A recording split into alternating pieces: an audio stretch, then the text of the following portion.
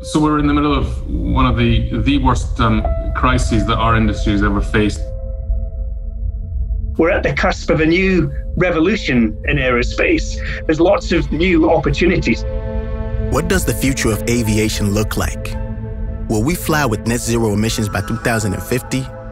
Or has the COVID-19 pandemic pushed the aviation industry's sustainability goals out of reach? The aerospace industry has been truly innovative. I mean, over the last 100 years, there's a focus on weight, there's a focus on the propulsion innovation, there's a focus on the aerodynamics and the configuration. During the last 40 years, we chose to prioritize making traveling by air more convenient, efficient, and available to the masses. But by the end of the 2010s, we saw a shift in consciousness toward a new guiding principle: achieving net zero. For the aviation industry to retain its license to operate, air travel needs to reach a state of zero greenhouse gas emissions. The innovation has probably been a little bit more behind the scenes, less visible to the flying public than perhaps those very early days when different aircraft were coming out every year. Huge industry players such as Airbus, Boeing, and NASA are exploring sustainable propulsion technology, fueling aircraft with renewable energy sources such as solar and wind power. Another way to cut emissions is to make planes lighter. There are also revolutionary ideas on the drawing board for intelligent, shape-shifting aircraft that know how to morph in flight to suit flying conditions. Groundbreaking technologies are much needed, as in the 2010s, flying grew to become more popular than ever. By 2019, the number of passengers reached a staggering 4.6 billion, with the number expected to double by 2037. But then, the skies went silent. In early 2020, COVID-19 halted the aviation industry. 2020 marked the worst downturn for aviation in its entire history. Global passenger traffic was reduced to levels last seen in 1999.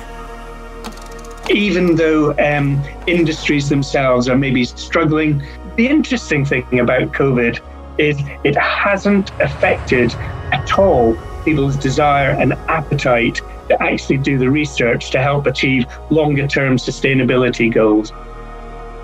In 2020, Airbus revealed 3 concepts for the world's first zero-emission commercial aircraft, which could enter service by 2035. And in December 2020, British Airways announced it has partnered up with ZeroAvia to speed up hydrogen-powered flight. But will the carbon-cutting technologies in the pipeline be enough to reach the industry's goal to cut net carbon emissions by 50% by 2050 compared to 2005?